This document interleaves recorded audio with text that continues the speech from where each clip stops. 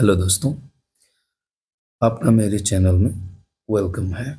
सबसे पहले तो मैं आपको ये बता दूं कि अमूमन आज के वर्तमान समय में इंसान बीमार भी पड़ता है और बहुत सारी दवाओं का प्रयोग करता है जिससे वह जल्दी ठीक होने की कोशिश करता है। तो इन्हीं सब दवाओं के क्रम में एक दवा है पैरासीटामोल, जिसका उपयोग आम तौर पर सभी लोग करते हैं, खास करके जब उन्हें फीवर होता है यानी कि बुखार हो जाता है या फिर बदन दर्द करने लगता है। लेकिन क्या आपने सोचा है कि पैरासीटामोल की गोली के अंतर्गत आखिर वो कौन-कौन से एलिमेंट होते हैं जो शरीर के अंदर जा करके आपके बुखार को ठीक करते हैं या फिर किस तरह से वो आपके बॉडी में काम करते हैं? फिलहाल में आपकी स्क्रीन पर जो दवा दिख रही है, यह दवा पैरासीटामोल है। इसके कई सारे प्रकार होते हैं, इसमें कई सारे एलिमेंट्स होते हैं।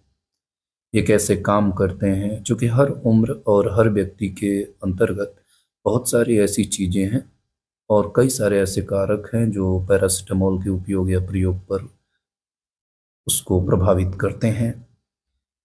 तो आइए इसको हम जानते हैं और समझते हैं कि आखिर पैरासीटामोल की गोली के अंतर्गत कौन-कौन सी चीज़ें होती हैं। पैरासीटामोल की गोली में मुख्य रूप से पैरासीटामोल, जिसे एसिटामिनोफेन भी कहते हैं, इसका सक्रिय तत्व होता है। इसके अलावा गोली को आकार देने और स्थिर रखने के लिए कुछ इनएक्टिव एक्सिपिएंट्स मिलाए या पदार्थ मिलाए जाते हैं, जैसे स्टार्च। जो स्टार्च होता है वो भराव के लिए होता है यानी कि फिलर के लिए। पोविडोन या जिलेटिन ये बाइंडर के रूप में कार्य करता है। मैग्नीशियम स्टीयरेट जैसे ल्यूब्रिकेंट के रूप में ये काम करता है। टाल्क या सिलिका या स्मूथनेस और स्टेबिलिटी के लिए होता है। कलर कोटिंग एजेंट्स ये कभी कभी प्रयोग किए जाते हैं। जो पैरासीटामोल की गोली अलग अलग रंग की दिखती है तो कलर कोटिंग की वजह से ही दिखाई देती है। असली कारक या असर करने वाला घटक सिर्फ पैरासीटामोल ही है, जो दर्द निवारक और बुखार कम करने वाला एंटीपायरेटिक होता है। तो ये तो थी पैरासीटामोल के अंतर्गत पाए जाने वाली कुछ प्रमुख तत्वों के बारे में। अब आइए इनके बारे में विस्तार से हम जानते हैं। इसमें एक स्टार्च शब्द का प्रयोग किया गया। स्टार्च होता क्या है?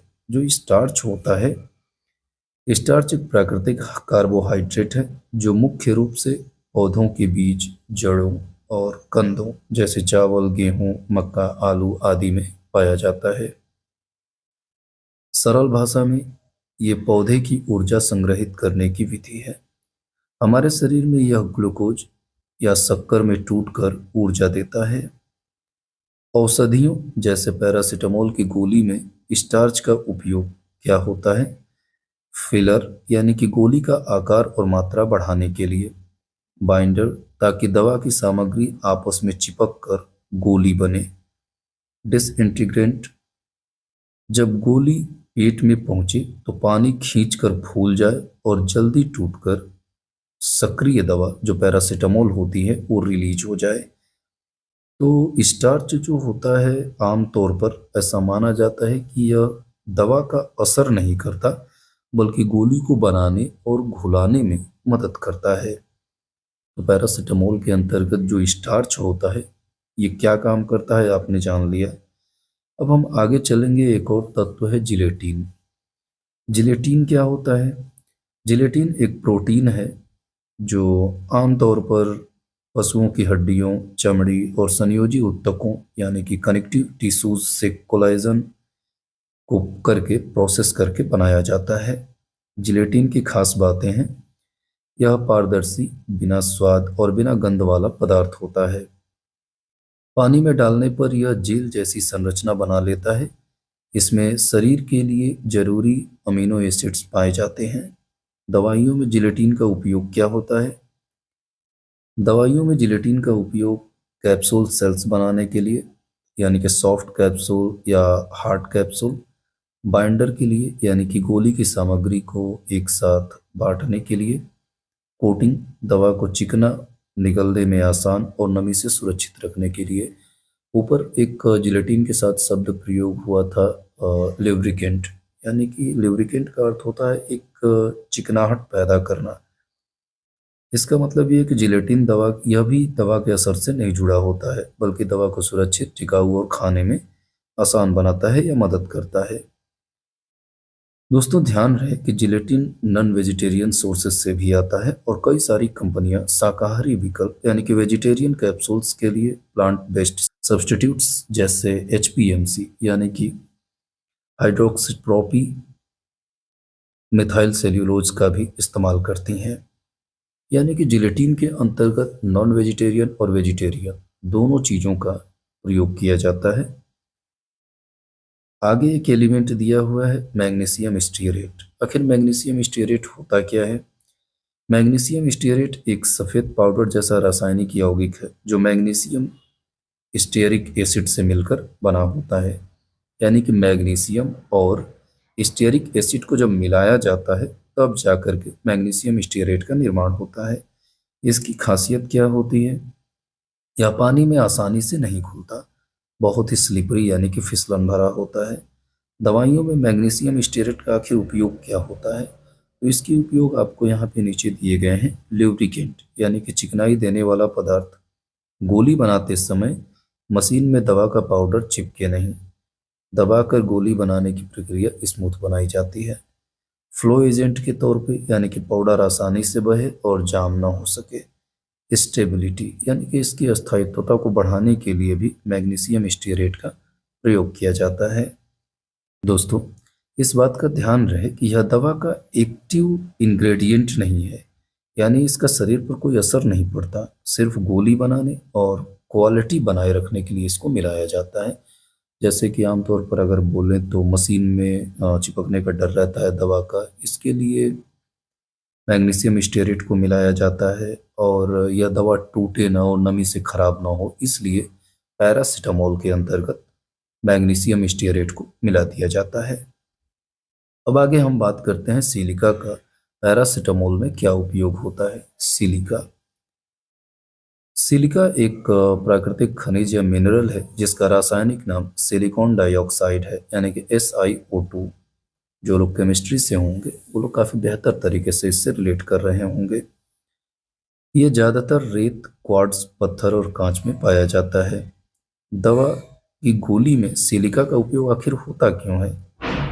दवा उद्योग में इसका इस्तेमाल कोलाइडल सिलिकॉन डाइऑक्साइड के रूप में होता है। अब बात यह है कि आखिर सिलिका दवा की गोली में करती क्या है? तो एंटी केकिंग एजेंट, यानी कि दवा का पाउडर आपस में चिपके नहीं और स्मूथ बना रहे, इसलिए इसमें पैरासीटामोल की गोली में सिलिका का प्रयोग किया जाता है। फ्लो एड, पाउडर मशीन में आसानी से बहे और जाम न हो। स्टेबलाइजर, गोली को नमी और खराब होने से सिलिका बचाती है। शरीर पर असर की अगर बात करें सिलिका का, तो दवा में डाली जाने वाली मात्रा जो होती है सिलिका की बहुत छोटी मात्रा होती है। यह शरीर में बिना बदले ही बाहर निकल जाती है, यानी कि कोई भी हानिकारक असर यह शरीर पे नहीं डालता है। सरल भाषा में अगर हम बात करें तो सिलिका दवा का असर करने वाला हिस्सा नहीं है, बस गोली को ठीक से बनाने और उसको टिकाऊ रखने के लिए डाला जाता है। दोस्तों, सबका जो निष्कर्ष है यानी कि स्टार्च का, मैग्नीशियम स्टीयरेट का और सिलिका का लगभग लगभग सेम है, लेकिन कुछ कुछ परिस्थितियां ऐसी हैं जिनमें ये प्रॉपर रूप से काम करती हैं। चलिए आगे बढ़ते हैं। पैरासीटामोल शरीर में आखिर किस तरह से काम करता है, आइए हम इसको जानते हैं। दर्द या पेन को कम करने में हमारे शरीर में दर्द और सूजन पैदा करने वाले रसायन होते हैं जिन्हें प्रोस्टाग्लैंडिन्स कहते हैं। ये रसायन कॉक्स एंजाइम यानी कि साइक्लो ऑक्सीजनेज की मदद से बनते हैं। पैरासीटामोल कॉक्स एंजाइम को दिमाग और रीढ़ की हड्डी यानी कि CNS में रोकता है, जिससे प्रोस्टाग्लैंडिन्स कम बनते हैं और दर्द कम होता है।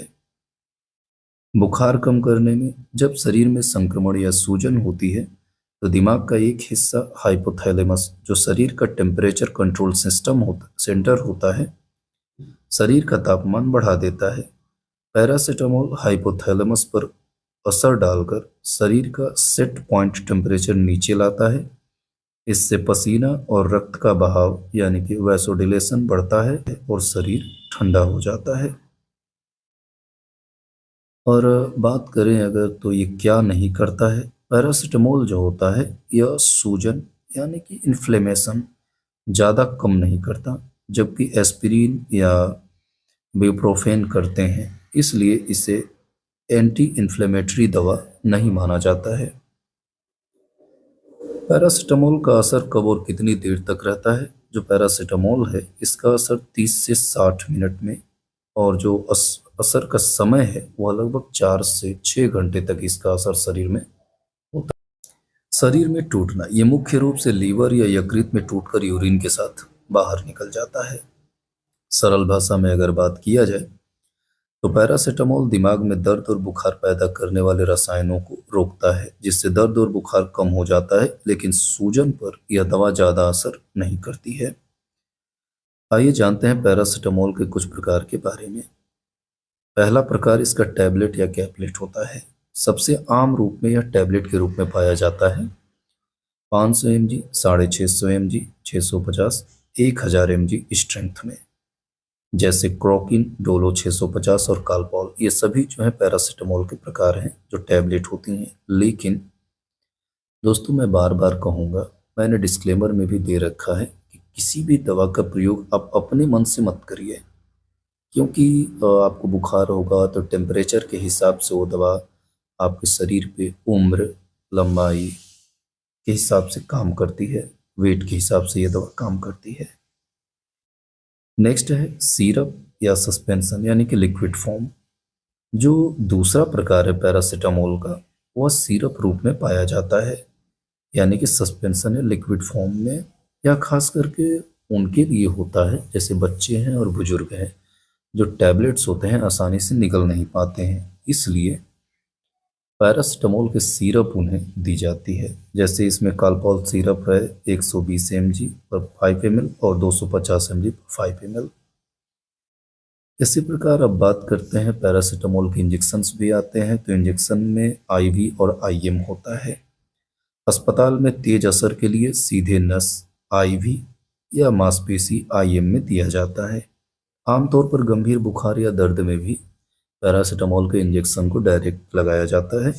अच्छा, आईवी का अर्थ क्या होता है? आईवी मतलब इंट्रा और वी मतलब वेनस यानी कि नस, यानी कि इंट्रा वेनस। आईवी का अर्थ क्या होगा? इंट्रा वेनस, यानी कि नस के अंदर जो इंजेक्शन दी जाती है वो पैरासिटामोल की इंजेक्शन आईवी होती है। और जो आईएम होता है जिसे इंट्रामस्कुलर कहते हैं, यह मांसपेशी के अंदर जो होता है इस इंजेक्शन को लगाया जाता है। तो पैरासिटामोल के इंजेक्शन में दो आते हैं, एक आईवी जिसे नस में लगाते हैं और एक आईएम जिसे मांसपेशी में दिया जाता है। सपोजिटरी यानी कि गुदा के रास्ते। छोटे बच्चों या जो मरीज बेहोश होते हैं जो गोली या सिरप नहीं ले सकते हैं, उन्हें गुदा या रेक्टम में डाल करके पैरासिटामोल को दिया जाता है। इसके बाद एफर्वेसेंट टैबलेट्स या डिस्पोजेबल टैबलेट्स होते हैं जो पानी में घोलकर पीने वाले, तेजी से असर दिखाते हैं, पेट पर थोड़ा जेंटल माने जाते हैं। ये जो पैरासिटामोल के प्रकार हैं। अब बात करते हैं कॉम्बिनेशंस ऑफ मेडिसिन की। कुछ चीज़ें या बीमारी ऐसी हैं जिसमें पैरासिटामोल को किसी न किसी दवाओं के साथ कंबाइंड करके दिया जाता है, जिससे उस बीमारी पर पैरासिटामोल ज़्यादा असर करता है। जैसे पैरासिटामोल प्लस कैफीन, तो ये सिर दर्द या माइग्रेन में ज़्यादा असर करता है। पैरासिटामोल प्लफेन, और ये जो है तेज दर्द और बुखार में दिया जाता है पैरासिटामोल को ब्यूप्रोफेन के साथ मिला करके। इसके बाद पैरासिटामोल, फेनिलफ्रिन और सेट्रिजिन। पैरासिटामोल, फेनिलफ्रिन और सेट्रिजिन, ये जो तीनों दवाएं जो मिलाकर दी जाती हैं ये सर्दी जुकाम की दवाओं के लिए होती हैं। लेकिन इन सभी दवाओं के प्रकार को आप लेते समय हमेशा डॉक्टर की सलाह का ध्यान रखेंगे। अगर सरल भाषा में बात की जाए तो पैरासिटामोल के जो प्रकार होते हैं वो गोली, सिरप, इंजेक्शन, सपोजिटरी और घुलने वाले टैबलेट जैसे कई रूपों में आते हैं। डॉक्टर मरीज की उम्र, बीमारी और स्थिति को देखकर तय करते हैं कि आखिर कौन सा पैरासिटामोल का फॉर्म या रूप आपको देना है।